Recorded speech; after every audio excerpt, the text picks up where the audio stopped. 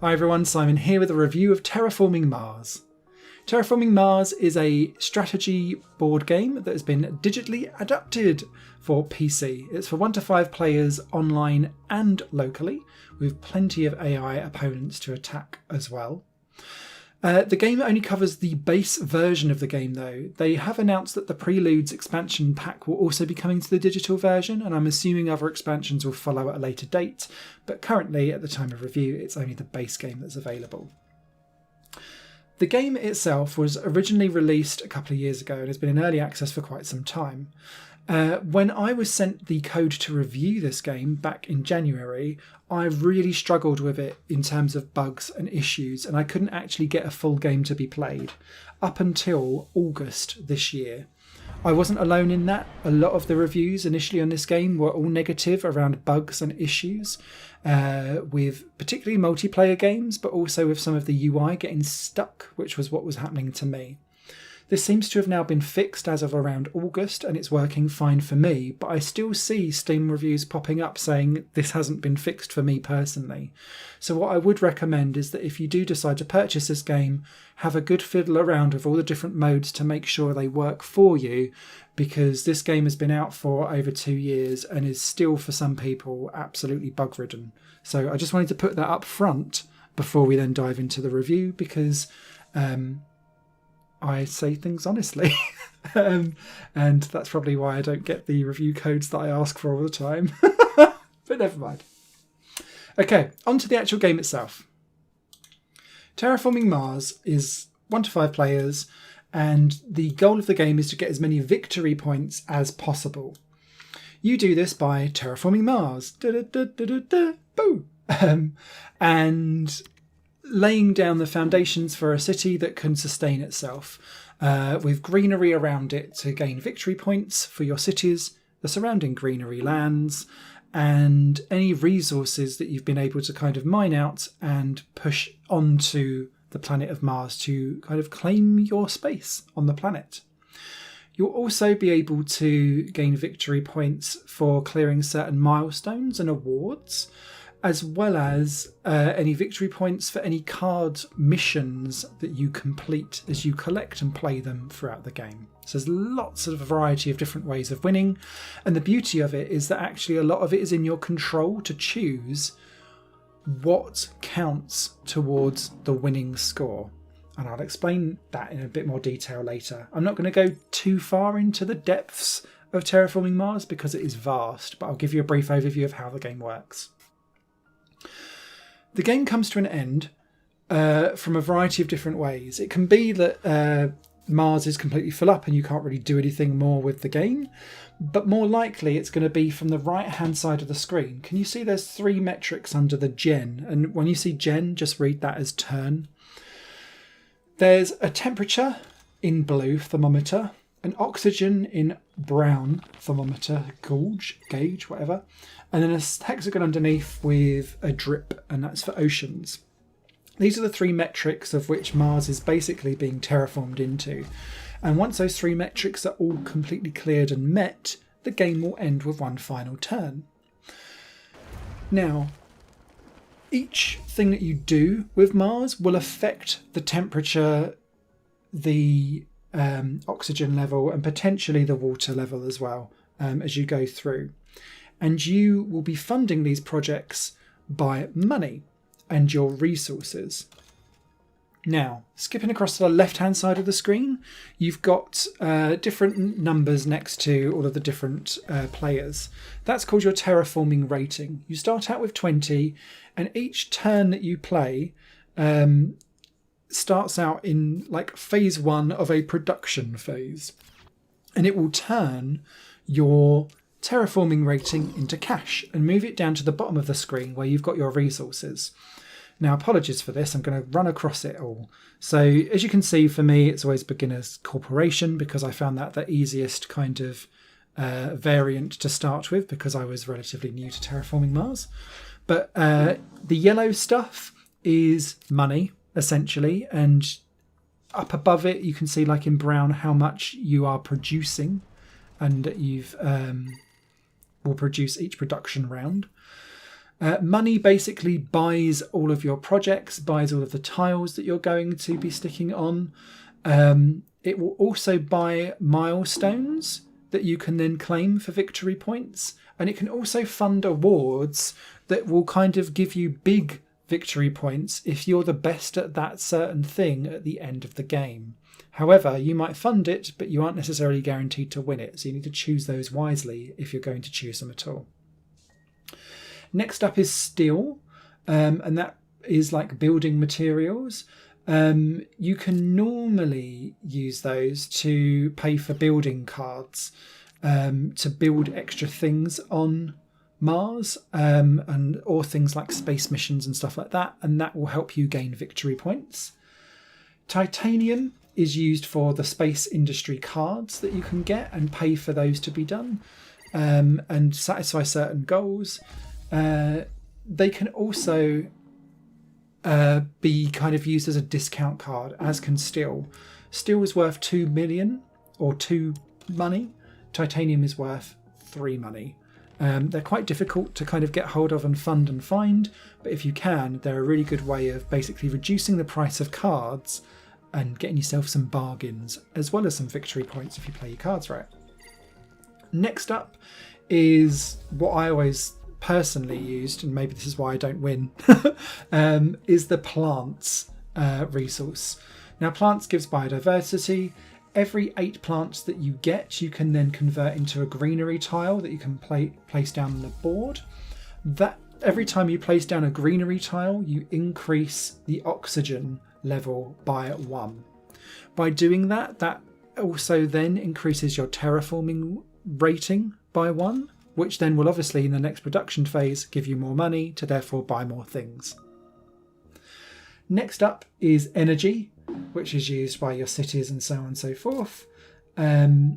Energy can be converted into heat, which is the final resource there.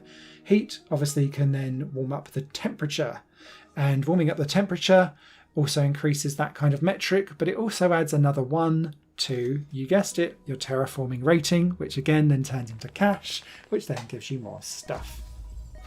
Okay, so it's constantly like a production line to try and get more things on, to raise the parameters, to therefore raise your rating, to give you more cash, to do more things.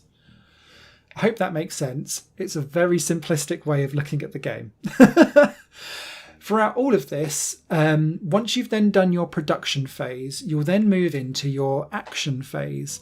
And you're allowed 2 actions per turn, and then it moves to the next player. But you can have as many turns as you want until you've run out of things that you can do, or you choose to stop.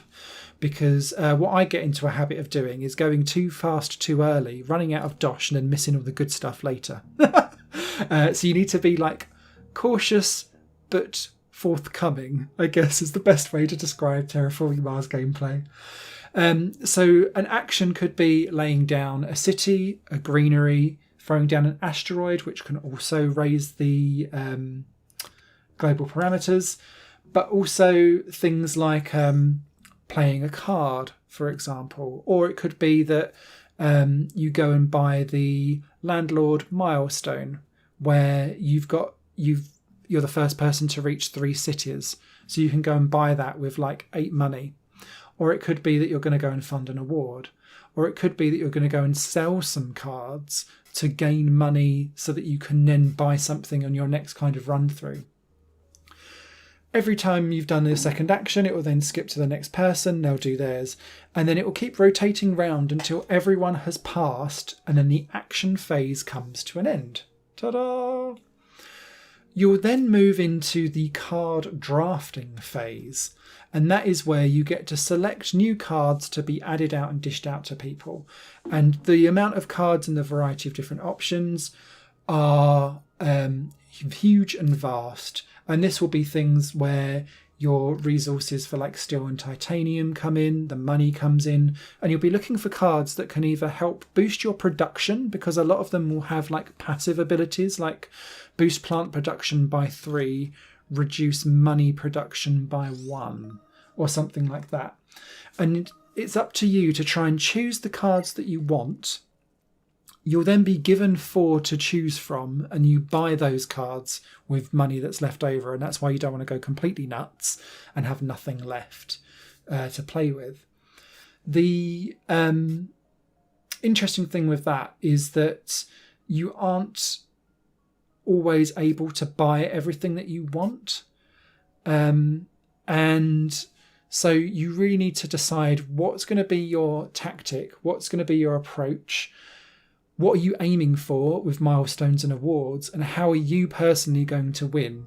And hope that A, the cards land in your favour, B, the terraforming helps you out, and C, no one else has gone for the same type of tactic, because then you'll be fighting over the same space, the same cards, the same kind of issues and principles. It reminds me very much of like a weird Carsacone Risk, I guess, where if you all end up fighting over the same area, you kind of take your eye off the one person that's gone down a completely different route, and then they emerge victorious, and you're like, how did that happen? Because they were just quietly getting on with something that no one had noticed that they were doing. So that is kind of like the overarching thing of it all. At the end of all of the turns that happen, your victory points will then all be added up. You'll have like one final production phase and a greenery phase where you can kind of lay stuff down and try and boost your terraforming rating and all that kind of stuff. And then it will come to like the finale where your victory points are then all put together. Now, the way how that works is your terraforming rating will form your basic score.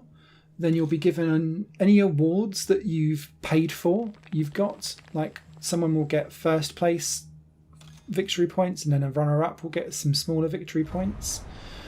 Milestones will also be claimed for victory points.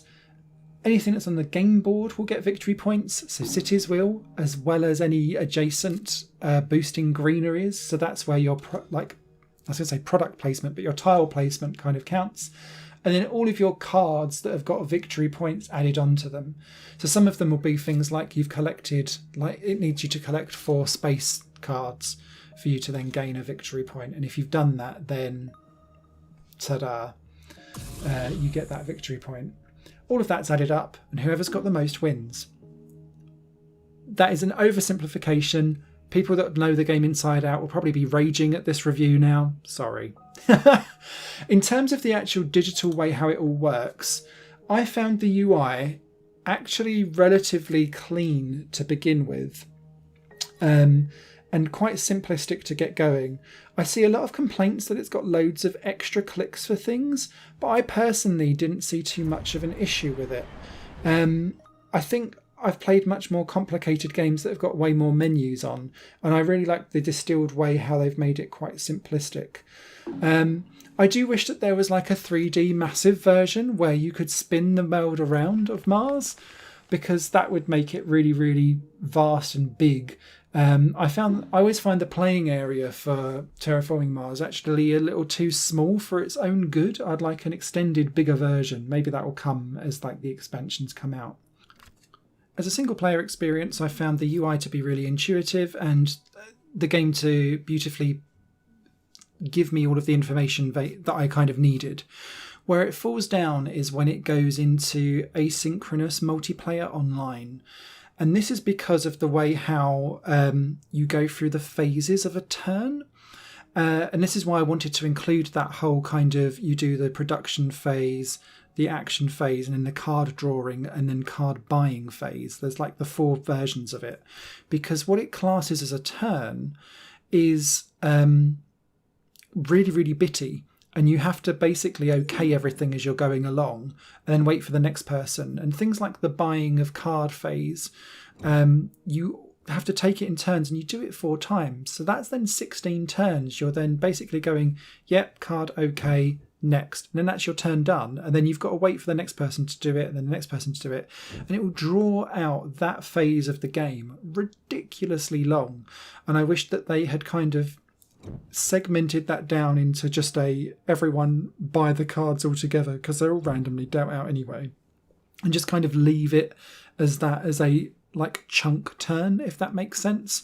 So I don't necessarily recommend asynchronous play here. If you're going to play Terraforming Mars, play it together in real time and you'll have a much more smoother and enjoyable experience. So I think some people that have got the board game version and have got the expansions may kind of feel a bit disappointed that they aren't all included here, and it will seem like a step down for them. Again, I can't really comment on that, but it's just a difference of content amount, obviously, and different rules and regulations and variants. There is a single player solo version included in the digital game as well, where you've got 14 turns to terraform Mars as best as you can. I wouldn't necessarily recommend that version too much either, because the whole interesting vibe of Terraforming Mars is going up against other people and working out what their angle is and where they're going, and to not trip over them yourself. And that's kind of removed when you're just going up against yourself in a solo effort.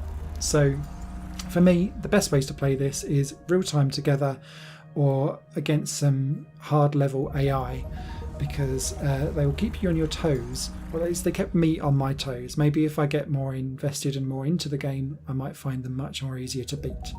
But no, don't touch the asynchronous mode. That's where all the bugs are. and the awful elongated design. So that is it. Terraforming Mars, out now. Apologies this review is so long-winded, but there was an awful lot that I wanted to say around the game design, how it works, and then how that then doesn't work in the asynchronous mode. A written review will be over on higherplanegames.com next week. You guys will take care. Bye for now. Higher Plane Games is part of the Higher Plane Network, a collection of media projects ran by me. If you like what you see and want to find out more, visit patreon.com/higherplane-network.